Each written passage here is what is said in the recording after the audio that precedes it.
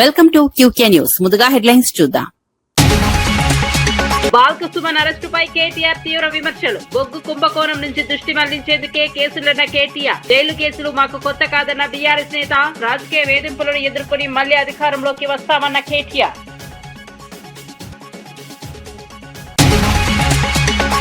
తెలంగాణ వ్యాఖ్యల వివాదంపై స్పందించిన రామచంద్రారావు. తెలంగాణ ఎవరి జాగీరు కాదన్న బీజేపీ రాష్ట్ర అధ్యక్షుడు. రాష్ట్ర గౌరవాన్ని అందరూ కాపాడాలన్న రామచంద్రరావు. రాజకీయాల్లో పరస్పర గౌరవం అవసరమన్న బీజేపీ నేత.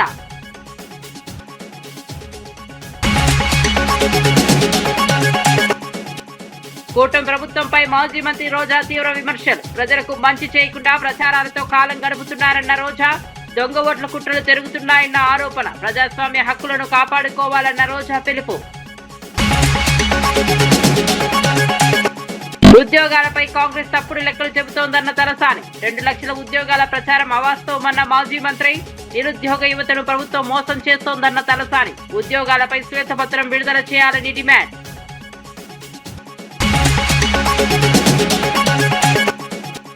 పవన్ వ్యాఖ్యలపై సిపిఐ నేత రామకృష్ణ ఆగ్రహం. నాగేశ్వరరావుపై బెదిరింపులు ప్రజాస్వామ్యానికి విరుద్ధమన్న రామకృష్ణ. భిన్నాభిప్రాయాలను గౌరవించాలన్న సిపిఐ జాతీయ కార్యదర్శి. విమర్శలకు బెదిరింపులు సమాధానం కాదన్న రామకృష్ణ. రాష్ట్రంలో ఉద్యోగాల భర్తీ అంశంపై మాజీ మంత్రి తలసాని శ్రీనివాస్ యాదవ్ కాంగ్రెస్ ప్రభుత్వాన్ని విమర్శించారు. ప్రభుత్వం వాస్తవానికి కేవలం 16,000 ఉద్యోగాలు మాత్రమే ఇచ్చిందని, అయితే 2 లక్షల ఉద్యోగాలు ఇచ్చామని తప్పుడు ప్రచారం చేస్తోందని ఆరోపించారు. ముఖ్యమంత్రి రేవంత్ రెడ్డి సహా మంత్రులంతా వేర్వేరు సంఖ్యలు చెబుతూ విద్యార్థులను మోసం చేస్తున్నారని అన్నారు. బీసీలకు 42% రిజర్వేషన్లు కల్పించామని ఇతర రాష్ట్రాల్లో కూడా చెప్పడం ప్రజలను తప్పుదో పట్టించడమేనని విమర్శించారు. నిరుద్యోగ యువత ఆశలతో ఆటలాడడం సరికాదన్నారు. ప్రభుత్వం ఉద్యోగాలపై పూర్తి శ్వేతపత్రం విడుదల చేయాలని డిమాండ్ చేశారు. ఎన్నికల హామీల అమలులో కాంగ్రెస్ విఫలమైందని ఆరోపించారు. అందుబాటులోకి వస్తాయి కానీ ఒక తెలంగాణ రాష్ట్రాన్ని నీళ్లు లేవు, రెండోది నిధులు లేవు, నియామకాలు లేవు. కానీ ఆ రోజు కేసీఆర్ గారు కష్టపడి రాష్ట్రపతి ఉత్తర్వుల ద్వారా ఇదే అసెంబ్లీలో తీర్మానం చేసి 195% మా పిల్లలకు మా ఉద్యోగాలు మాకే కావాలని రాష్ట్రపతి ఉత్తర్వులు తీసుకొచ్చి మరి కేసీఆర్ గారు మన పిల్లల ఉద్యోగాల కోసం మేము పరిపాలించిన 9.5 సంవత్సరాలలో 160,000 ఉద్యోగాలు ఇచ్చినాం. కావాలంటే గవర్నమెంట్ రికార్డులలో ఇవి ఉన్నాయి, నేను చదువుకుంటూ పోతే చాలా టైం అవుతుంది. ఇంకా 42,000 ఉద్యోగాల నోటిఫికేషన్ మేము ఇచ్చినటువంటిది. సరే, ఆ రోజు కోర్టులు స్టే ఇవ్వడం, ఆ తర్వాత ప్రభుత్వం మారడం, ఆ సర్టిఫికెట్లని ఇప్పుడున్నటువంటి ఈ ముఖ్యమంత్రి గారు అబద్ధాల కోరు ఆ సర్టిఫికెట్లు మాత్రమే ఇచ్చాడు. మీరు చూసారు కదా, వాళ్ళు మాట్లాడుతుంటే ఒకడేమో 1,00,000 ఉద్యోగాలు ఇచ్చిన అంటాడు, ఇంకొకడేమో 70,000 అంటాడు, ఒకడు 60,000 అంటాడు. ఈ ముఖ్యమంత్రి ఏమో మీరు 2 సార్లు చూసిర్రు, 70,000 అన్నాడు ఒకసారి, 60,000 అన్నాడు ఒకసారి. కానీ వీళ్ళు ఇచ్చింది 16,978 ఉద్యోగాలు మాత్రమే అని చెప్పి నేను ఈ సందర్భంగా తెలియజేస్తా ఉన్నాను. మీ తల్లిదండ్రులు కష్టపడి వ్యవసాయం చేసి కూలి పని చేసి మరి ఏదో వ్యాపారం చేసి మిమ్మల్ని మా పిల్లలు ప్రయోజకులై బ్రహ్మాండంగా చదువుకుంటే వాళ్ళకు ఉద్యోగం వచ్చి వాళ్ళ కాళ్ళ మీద నిలబడితే కుటుంబానికి ఆసరా అవుతారు అనేటువంటి ఉద్దేశంతో వాళ్ళ దగ్గర డబ్బులు లేకుండా అప్పు చేసి కష్టాలు చేసి ఈ రోజు హైదరాబాద్ సిటీలో గాని లేకపోతే వివిధ పట్టణాలలో మిమ్మల్ని చదివించారు. నా కొడుకుకి ఎప్పుడు ఉద్యోగం వస్తుంది, నా బిడ్డకి ఎప్పుడు ఉద్యోగం వస్తుంది అని చెప్పి వాళ్ళు ఎదురు చూస్తున్నట్టు గడిచిపోయింది 2.5 సంవత్సరాలు. ఆ రోజు ప్రియాంక గాంధీ గారు ఇదే సరూర్ నగర్ లో డిక్లరేషన్, అదే విధంగా రాహుల్ గాంధీ గారు అశోక్ నగర్ లో 2 లక్షల ఉద్యోగాలు ఇచ్చినామని ఈ నాయకులు సిగ్గు లేకుండా వేరే రాష్ట్రాల్లో కూడా చెప్తున్నారు, పోయి ఉద్యోగాలు ఆల్రెడీ ఇచ్చేసినామని చెప్పి. ఇచ్చిండ్రా? రెండోది బీసీలకు 42% రిజర్వేషన్ ఇచ్చినామని మధ్యప్రదేశ్ ఎలక్షన్ లో, బీహార్ ఎలక్షన్ లో ఆ రాహుల్ గాంధీ చెప్తాడు. వాడికైనా సిగ్గేమని ఉండాలి కదా, నువ్వు ఇవ్వని కూడా ఇచ్చినా అని చెప్పేటువంటి మీరు. తెలంగాణ ఉద్యమకారుల గుర్తింపు గౌరవం కోసం ప్రభుత్వం నియమించిన కమిటీ సమావేశంలో మంత్రి పొన్నం ప్రభాకర్ పాల్గొన్నారు. తెలంగాణ రాష్ట్ర సాధన కోసం ప్రత్యక్షంగా పరోక్షంగా కృషి చేసిన ప్రతి ఒక్కరిని గుర్తించి సముచిత గౌరవం కల్పించడమే ప్రభుత్వ లక్ష్యమని తెలిపారు. అమరవీరుల కుటుంబాలు, తొలి మరియు మలిదశ ఉద్యమాల్లో పాల్గొన్న నాయకులు, కార్యకర్తల వివరాలను సేకరించాలని అధికారులకు సూచించారు. పారదర్శకంగా అర్హుల జాబితా రూపొందించి ప్రభుత్వ గుర్తింపు అందేలా చర్యలు తీసుకోవాలని కమిటీ నిర్ణయించింది. ఉద్యమ చరిత్రను భవిష్యత్ తరాలకు చేరవేసే విధంగా ప్రత్యేక కార్యక్రమాలు చేపట్టాలని అభిప్రాయపడింది. తెలంగాణ సాధనలో భాగస్వాములైన ప్రతి ఒక్కరి త్యాగాలను ప్రభుత్వం గౌరవిస్తుందని పొన్నం ప్రభాకర్ స్పష్టం చేశారు.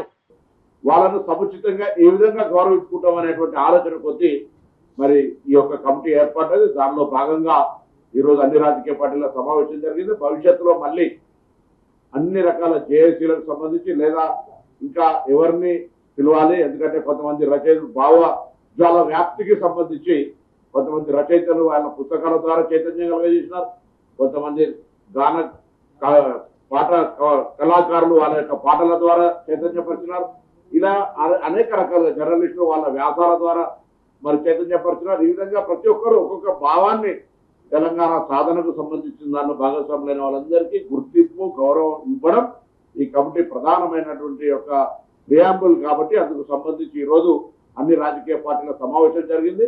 దానికి సంబంధించిన ఏ విధంగా ప్రక్రియ, దీని కార్యాలయం కూడా త్వరలోనే వర్కింగ్ కండిషన్ లో ఈ యొక్క అమరవీరుల దీపం చాలా ఉంది, దాని లోపల కింద ప్రారంభమైతే త్వరలోనే సంబంధించి కార్యాచరణలు తీసుకొని దాని తదుపరి కార్యాచరణ అక్కడి నుంచి భవిష్యత్ కార్యాచరణ ప్రకటించబడుతుంది. అమీర్పేటలో జరిగిన అగ్ని ప్రమాద ఘటనపై జూబ్లీహిల్స్ ఎమ్మెల్యే నవీన్ యాదవ్ స్పందించారు. ప్రమాదానికి గల కారణాలపై ఇంకా స్పష్టత రాలేదని, కొందరు షార్ట్ సర్క్యూట్ కారణమని చెబుతుండగా మరికొందరు సమీప రెస్టారెంట్ నుంచి వచ్చిన వేడి కారణమే ఉండొచ్చని పేర్కొన్నారు.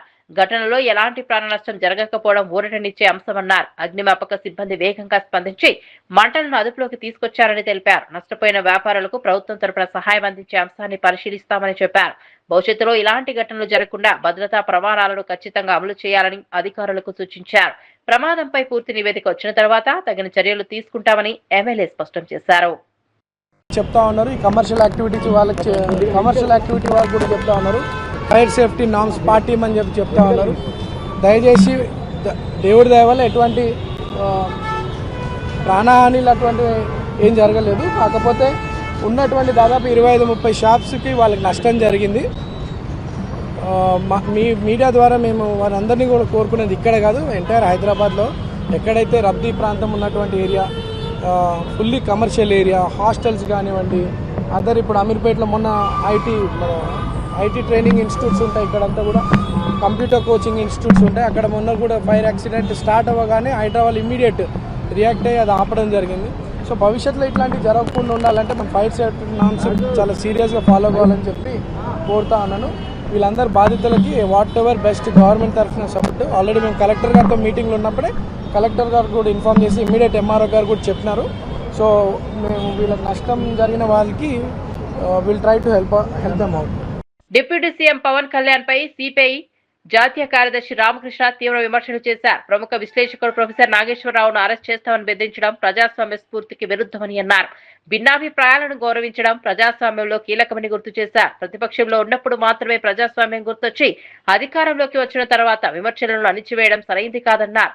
మేధావులు, విశ్లేషకులు తమ అభిప్రాయాలను వ్యక్తం చేసే హక్కు కలిగి ఉంటారని చెప్పారు. విమర్శలను ఎదుర్కోవాల్సింది రాజకీయంగా గాని చట్టబద్ధంగా గాని తప్ప బెదిరింపులతో కాదన్నారు. ప్రజాస్వామ్య విలువలను కాపాడే బాధ్యత ప్రజాప్రతినిధులపై ఉందని పేర్కొన్నారు. భిన్న స్వరాలను గౌరవించే సంస్కృతి అవసరమని రామకృష్ణ స్పష్టం చేశారు. ప్రెస్ మీట్ అంటే ప్రెస్ మీట్ పెట్టాలి, కానీ అక్కడ పోయి అంత నువ్వు మరింత రెచ్చగొడతా ఉన్నావు. పైగా ఆయన పైన కేసులు పెడతానంటావు. ఒక జర్నలిస్ట్ ఏదైనా మాట్లాడితే నీకు నచ్చకపోతే దాన్ని ఖండిస్తాం తప్పితే ఒకేసారి జర్నలిస్ట్ పైన కేసు పెడతాం, ఆయన అరెస్ట్ చేస్తాం, ఆయన జైల్లో వేస్తాం అంటే ఇది ప్రజాస్వామ్యం అని నేను అడుగుతా ఉన్నా. ప్రజాస్వామ్యంలో ఇలాంటి వాడికి తావుంది అని నేను అడుగుతా ఉన్నా. మీరు ప్రతిపక్షంలో ఉన్నప్పుడేమో మీకు ప్రజాస్వామ్యం కావాలనా? మీకు అధికారంలో ఉంటే మాత్రం ప్రజాస్వామ్యం అక్కర్లేదా? పైగా ఆయన అన్నదేంటి, అమిత్ షా ఇట్లా అన్నాడని అన్నాడు. ఓకే, అమిత్ షా అన్న దాంట్లో కూడా తప్పేముంది అని నేను అడుగుతా ఉన్నా. ఇవాళ రాష్ట్రంలో చంద్రబాబు నాయుడు, జగన్మోహన్ రెడ్డి, పవన్ కళ్యాణ్ ముగ్గురు కూడా మీరు నరేంద్ర మోడీకి ఊడిగం చేస్తూ ఉన్నారు. అయిన దానికి కాని దానికి పార్లమెంట్లో మీరు మద్దతు ఇస్తూ ఉన్నారు. కాబట్టి మీరు అక్కడ ఒకవైపు ఊడిగం చేస్తూ అదే మాట ఆయన అంటే నీకు తప్పేం వచ్చిందని నేను అడుగుతా ఉన్నా. ఆయన నువ్వు ఖండించాలి కూడా ఖండించు అంది, కానీ ఇది సరైంది కాదు. ఇవాళ 2 తెలుగు రాష్ట్రాల ప్రజలు కూడా ఎంతో సౌఖ్యంగా సన్నిహితంగా అన్నదమ్ముల మాదిరి మనం ఉన్నాం. మీరు చేసే రాజకీయాలకి ఇవాళ మళ్ళీ చిచ్చు పెడతా ఉన్నారు. ఇది జనసేన రాజకీయం కాదు, పవన్ కళ్యాణ్ సొంత రాజకీయం కాదు. భారతీయ జనతా పార్టీకి ఊడిగం చేయడానికే ఇవాళ హైదరాబాద్ పోయి ప్రెస్ మీట్ పెట్టావు. నువ్వు రేపు వాళ్ళతో కలిసి అక్కడ ఎన్నికల్లో పాల్గొనాలనే ఉద్దేశంతోనే నువ్వు ఇవన్నీ చేస్తూ ఉన్నావు. కాబట్టి ఈ వ్యవహార శైలి మానుకో. నువ్వు ఇక్కడ మంచిగా చంద్రబాబు నాయుడు గారు మంచి పోర్ట్ఫోలియోస్ ఇచ్చాడు. పంచాయతీరాజు, ఆర్డబ్ల్యూఎస్, పర్యావరణం బ్రహ్మాండంగా ఉన్నాయి. అన్నీ చేయండి, బాగా మంచి పేరు తెచ్చుకో. ఇది వదిలిపెట్టి పోయి ప్రజల మధ్య చిచ్చు పెట్టేదాన్ని తీవ్రంగా తప్పుపడతా ఉన్నాం, ఖండిస్తూ ఉన్నాం.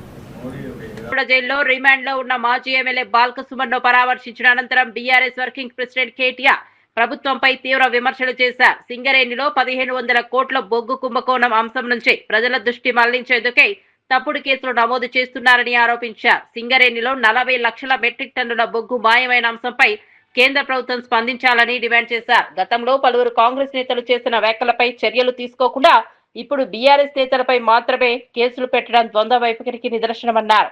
సృజన్ రెడ్డి కనుసన్నల్లో భారీ కుంభకోణాలు జరిగాయని ఆరోపిస్తూ వాటిని బీఆర్ఎస్ బయటపెట్టిందన్నారు. జైళ్లు, కేసులు తమకు కొత్త కాదని, ఈ రాజకీయ వేధింపులను ఎదుర్కొని మళ్లీ అధికారంలోకి వస్తామని కేటీఆర్ స్పష్టం చేశారు. 100 కోట్ల కుంభకోణం జరిగిందో బయటపెట్టింది మా నాయకుడు హరీష్ రావు గారు. అట్లాగే నైని బొగ్గు టెండర్ విషయంలో వాళ్లకు మంత్రులకు, ముఖ్యమంత్రికి వాటాలు కుదరక మంత్రులకు, ఉప ముఖ్యమంత్రికి, ముఖ్యమంత్రులకు అల్టిమేట్ గా మీడియాలో పనిచేసే జర్నలిస్టులను అరెస్ట్ చేసే కాడికి పోయిన విషయం కూడా మనకు తెలిసిందే. అట్లాగే ఆ నైని బొగ్గు టెండర్ను కూడా రద్దు చేసిన విషయం కూడా మనకు తెలిసిందే.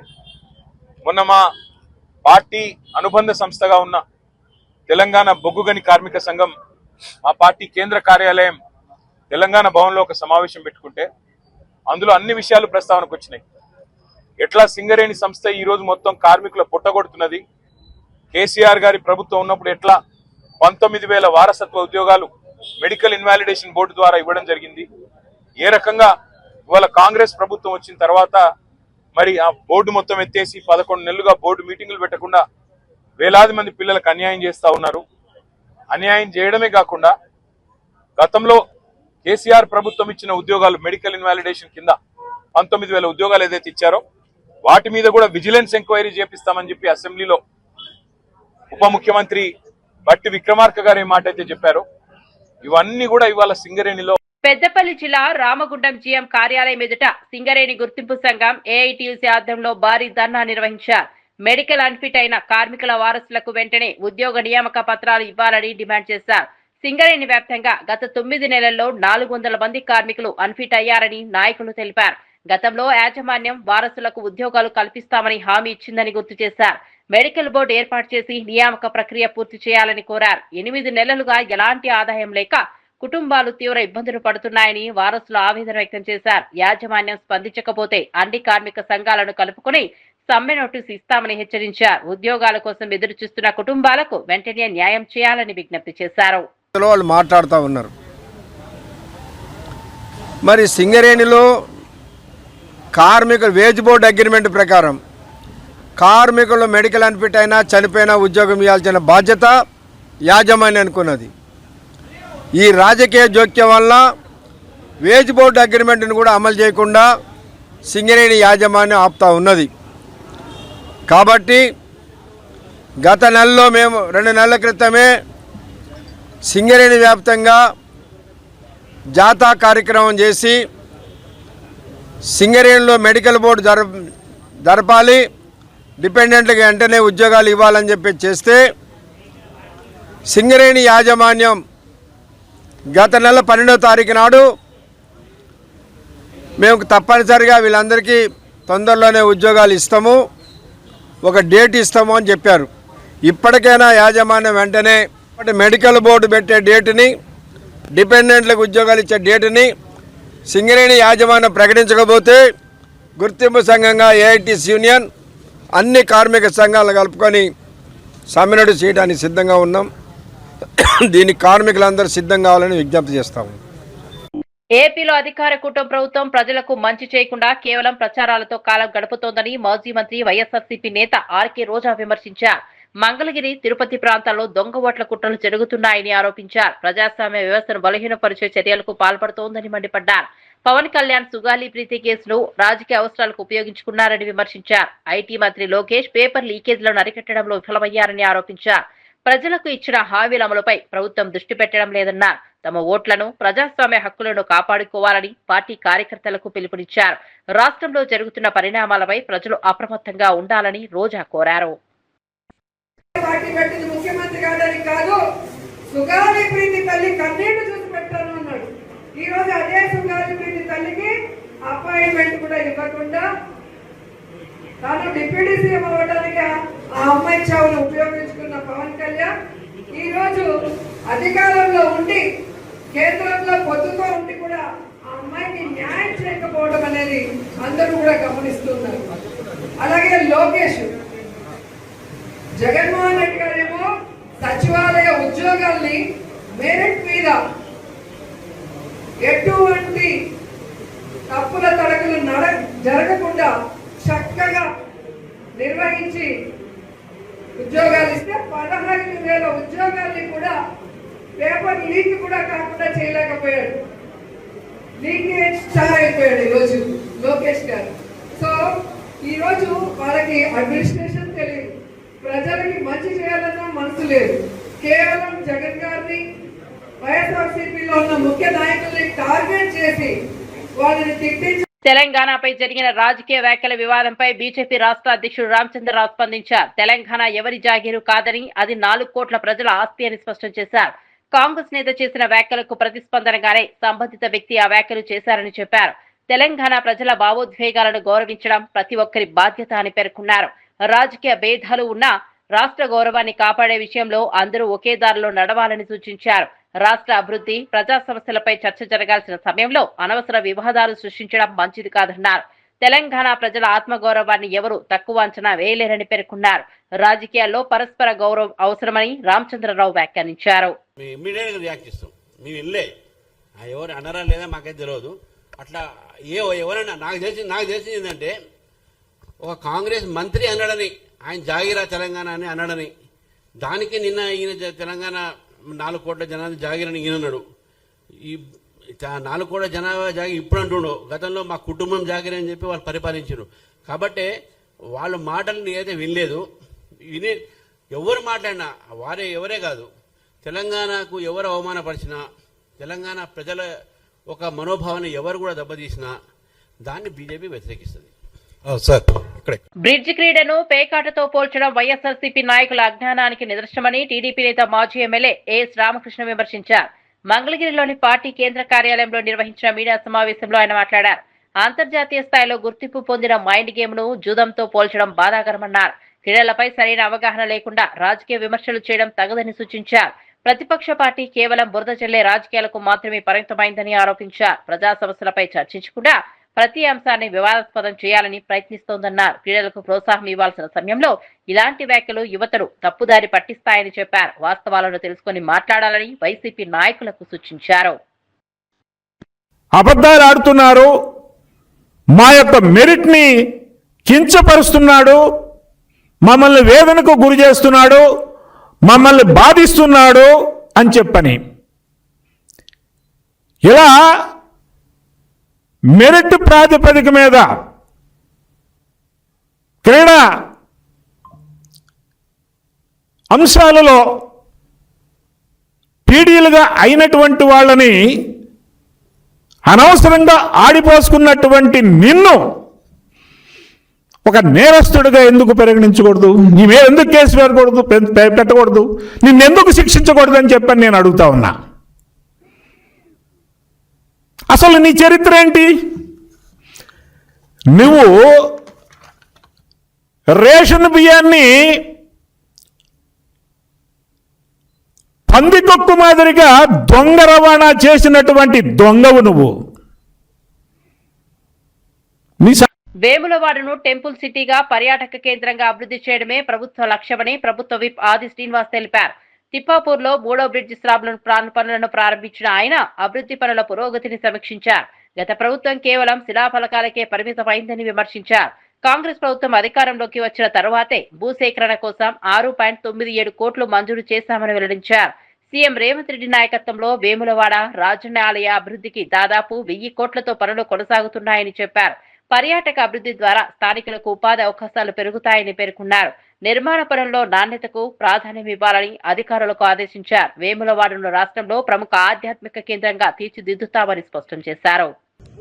ప్రోటోకాల్ అధికారులు ఆర్ఎండ్బి సంబంధించిన అధికారులందరి ఆలోచనతోటి రాజన్న ఆలయ అభివృద్ధి శరవేగంగా ముందుకు సాగుతా ఉంది. ఇప్పటికే ఇంచుమించు 150 కోట్ల రూపాయలు విడుదల చేసుకుని ఇప్పటి వరకు 25% వరకు పనులు పూర్తయిన వేళ మేము అదే రోజు చెప్పడం జరిగింది. వేములవాడ రాజన్న ఆలయ అభివృద్ధి ఒక కన్ను అయితే వేములవాడ పట్టణ అభివృద్ధి మరో కన్ను. టెంపుల్ సిటీగా ఆధ్యాత్మికమైన ఒక పట్టణంగా టూరిజం సిటీగా ఏర్పాటు చేయాలనే లక్ష్యంలో భాగంగా గత ప్రభుత్వం మాటలకే పరిమితమై శిలాఫలకాలు వేసి ఇచ్చిన హామీలన్నీ కూడా నీటి మూటలైన వేళ ఈరోజు ప్రధానంగా 3 లేన్ బ్రిడ్జికి సంబంధించి 2015వ సంవత్సరంలో శంకుస్థాపన చేసి ఈ బ్రిడ్జి పనులను మరిచిపోయినటువంటి సందర్భాన్ని మేము అధికారంలోకి వచ్చినాక టెంపుల్ సిటీగా అభివృద్ధి చేస్తామని పట్టణ అభివృద్ధి చేసే క్రమంలో ఈ 3 లేన్ బ్రిడ్జి ప్రారంభం చేయాలని చెప్పి వచ్చినప్పుడు పనులు ప్రారంభం చేయాలని చెప్పి వచ్చినప్పుడు భూసేకరణకే డబ్బులు ఇవ్వలేదు. అంటే వాళ్ళ పనితీరు చూడండి. శిలాఫలకాలు వేసుకుని ఎన్నికల్లో గెలుపొందాలని ఒక తపన తప్ప ప్రత్యర్థులను ఓడించడానికి కోసం మేము రాజన్న ఆలయ అభివృద్ధి పట్టణాభివృద్ధి 3 బ్రిడ్జిలు కడుతున్నాం చెప్పని ఆలోచనే తప్ప భూసేకరణ కూడా వాళ్ళు నిధులు ఇవ్వలేదు. మేము గౌరవ ముఖ్యమంత్రి గారు దృష్టి తీసుకువెళ్ళినప్పుడు 6,90,00,000 భూసేకరణకు నిధులు ఇచ్చిన తర్వాత ఈ 3 లేన్ బ్రిడ్జి ఇప్పుడు మీరు చూస్తున్నారు 38 మీటర్ల పొడవు 12 మీటర్ల వెడల్పు ఉన్నటువంటి ఒక స్లాబ్ ను వేయడం జరుగుతోంది. ఇది 5 ప్రాంతాల్లో కూడా వేయాలని చెప్పి పోయిన మాసంలో ఒక ప్రాంతంలో వేసుకున్నాం, ఇక్కడ ఇంకో ప్రాంతంలో వేస్తున్నాం. మరొకటి కూడా 10-15 రోజుల లోపల ఈ విధంగా వేసుకొని ఈ బ్రిడ్జిని రాజన్న భక్తులకు వేరే పట్టణ ప్రజలకు అంకితం చేసేటువంటి సందర్భం ఉపయోగంలో తీసుకొచ్చేటువంటి కార్యక్రమం మేము వచ్చి చేస్తున్నాం. మీరు శిలాఫలకం సాక్షి చూడండి. 2015లో వేసిన శిలాఫలకం సజీవ సాక్షిగా ఉంది. ఈరోజు 2026 అంటే 11 సంవత్సరాలు వాళ్ళ హయాంలో కేవలం శిలాఫలకం. ఇదే కాదు, కలిగోట సూరవ ప్రాజెక్టు దగ్గర కూడా జూన్ 22, 2018 శిలాఫలకం వేసారు. అక్కడ భూసేకరణ కనాపేసి ఇవ్వలే. మేము వచ్చినాక 45 కోట్లు భూసేకరణ డబ్బులు ఇచ్చి ఈరోజు ప్రాజెక్టుకు శరవేగం చేస్తున్నాం. అంటే ఈ రోజు ఇంజనీరింగ్ అధికారులు ఆర్ఎండ్బి సంబంధించి ఈ గారు పర్యవేక్షణలో ఈ 3 లేన్ బ్రిడ్జి మా మున్సిపల్ హైదరాబాద్ అమీర్పేటలోని మైత్రివనం సమీపంలో ఉన్న హెల్మెట్ దుకాణంలో అకస్మాత్తుగా అగ్ని ప్రమాదం సంభవించింది. దుకాణం నుంచి ఒక్కసారిగా మంటలు ఎగిసిపడటంతో స్థానికులు భయోందోళనకు గురయ్యారు. వెంటనే పోలీసులకు అగ్నిమాపక శాఖకు సమాచారం అందించగా సిబ్బంది సంఘటనా స్థలానికి చేరుకుని సహాయక చర్యలు ప్రారంభించారు. హెల్మెట్లు, ఇతర ప్లాస్టిక్ వస్తువులు ఉండటంతో మంటలు వేగంగా వ్యాపించాయి. మంటలను అదుపులోకి తెచ్చేందుకు అగ్నిమాపక సిబ్బంది తీవ్రంగా శ్రమించారు. భద్రతా చర్యల్లో భాగంగా పోలీసులు పరిసర ప్రాంతాల్లో రాకపోకలను నిలిపివేశారు. ప్రమాదానికి గల కారణాలపై అధికారులు విచారణ చేపట్టారు. ఘటనలో ఎలాంటి ప్రాణ నష్టం జరగలేదని ప్రాథమిక సమాచారం వెల్లడైంది.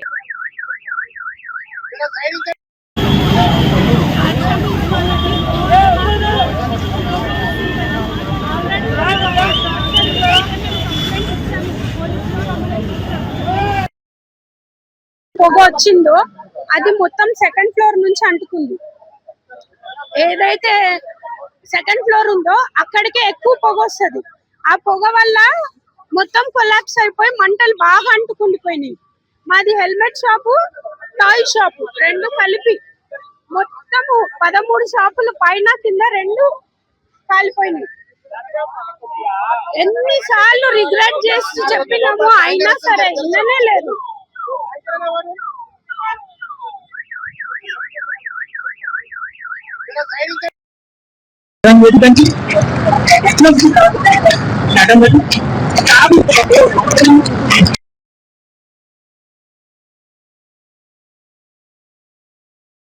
ఆపడానికి ప్రయత్నం చేస్తే వాళ్ళ ప్రాణ నష్టం పోయే సిచ్యువేషన్ అనిపించడం వల్ల వాళ్ళు ఇంకా వాళ్ళ చేతులను నొప్పుకొని బయటకు రావడం వల్లనే మొత్తం దీని వల్ల దాదాపు ఎలాంటి రిప్రజెంటేషన్ విషయంలో మేము ఆల్రెడీ కొన్నిసారి మన మైత్రి వల్ల అయినప్పుడు చెప్పడం జరిగింది. ఏమంటే మెయింటైన్ చేయాలి. మెయింటైన్ చేయకపోతే ఎండాకాలంలో ఇటువంటి జరగడానికి ఎక్కువ అవకాశం ఉంటుంది. ఇప్పుడు అధికారులు కూడా మనుషులు ధైర్యమైన వాళ్ళు వచ్చి ఒక మనిషిని సేవ్ చేయడం అన్నది వారి ప్రాణాలను పణంగా పెట్టుకుని మనల్ని సేవ్ చేస్తారు. So that is not so easy. So ప్రజలే కాదు, ముందు ప్రభుత్వం ఎప్పుడైతే కఠినంగా ఈ విషయంలో చర్య తీసుకుని ఈ నామ్స్ ప్రకారం కమర్షియల్ థింగ్స్ ఉన్నాయా లేదా అనేది చూడాల్సిన అవసరం ఎక్కువ పరిస్థితి. చెప్తే గతంలో అధికారులు సంప్రదించాలి కానీ అదేంటమ్మా సేఫ్టీ నాన్ సేఫ్టీ అన్నది ఫస్ట్ అవేర్నెస్ ప్రోగ్రామ్ చేయాల్సిన అధికారులు. ప్రజలు ఎలా ఉంటారంటే ప్రజలు నా షాప్ వెళ్తాను ఇందులో ఏం కావాలి అన్నది కొంతవరకు చేస్తారు. కనుక ఏంటి ఎవరు చెప్పాలి అధికారులు ఏదో ఇంకా సేఫ్టీ ఉండాలి లేకపోతే వాటర్ పెట్టాలి. ప్రతిదీ కూడా there are not for any construction or any shops or commercial house not for followed. Definitely ఇలా ఇన్సిడెంట్స్ జరగకుండా మనకి ప్రతి జాగ్రత్తలు మనం తీసుకోవడానికి ఫైర్ సేఫ్టీ చేయాల్సిందే. దీనికి ఒక కమిటీ ప్రభుత్వం ఏర్పాటు చేస్తే, ఎందుకంటే మొత్తం హైదరాబాద్ నగరం మనకు అంతకుముందు కూడా మనుషులు చనిపోవడం జరుగుతుంది. మన రామ్ గోపాల్ కాల్పల్ మనిషి ప్రాణాలు రావు. మనం ఎన్ని నామ్స్ ఏం చేసినా ప్రాణాలు మనకు తిరిగి రావు. కాబట్టి ప్రతి జాగ్రత్తలు ప్రభుత్వం తీసుకోవాలి. ఈ విషయంలో పోయినసారి ఎక్కడ కూడా మళ్ళీ అక్కడ ఎవరైతే మళ్ళీ శ్రద్ధ తీసుకోలేదు. ఆ శ్రద్ధ ఇప్పుడు పెట్టాల్సిన అవసరం లేదు. ప్రజల కోసం ప్రభుత్వం పనిచేయాలి.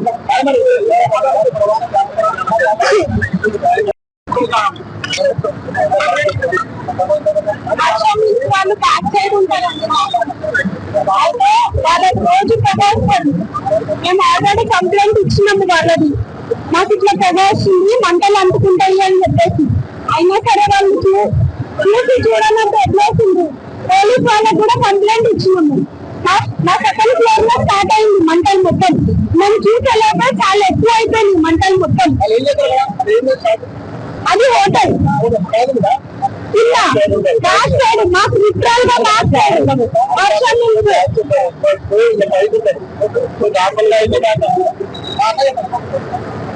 అయితే ఆ రోజు హర్షించండి. మేము 1 month బ్యాక్ పోలీసు వాళ్ళ కంప్లైంట్ చేయడానికి వెళ్తే వాళ్ళు ఏమన్నారంటే ఈ ప్రాణ నష్టమైందా లేకపోతే ఆస్తి నష్టమైందా అడిగారు.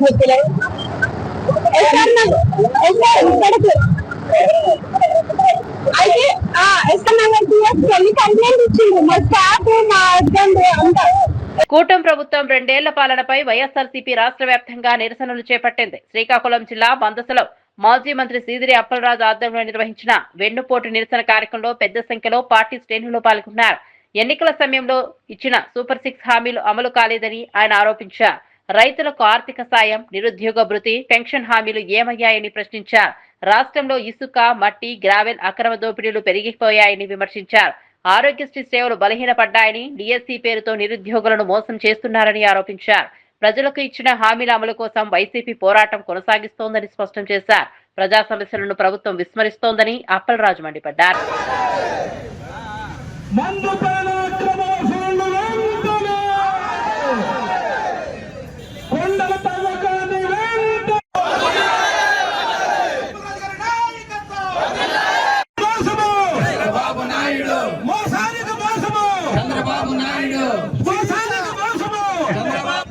మందస గ్రామంలో జరుగుతున్నటువంటి నిరసన కార్యక్రమానికి వివిధ పంచాయతీల నుంచి విచ్చేసినటువంటి వైఎస్ఆర్ చెప్తా ఉంటాడు, సూపర్ 6 ఇచ్చేసాము, సూపర్ 7 ఇచ్చేసాము.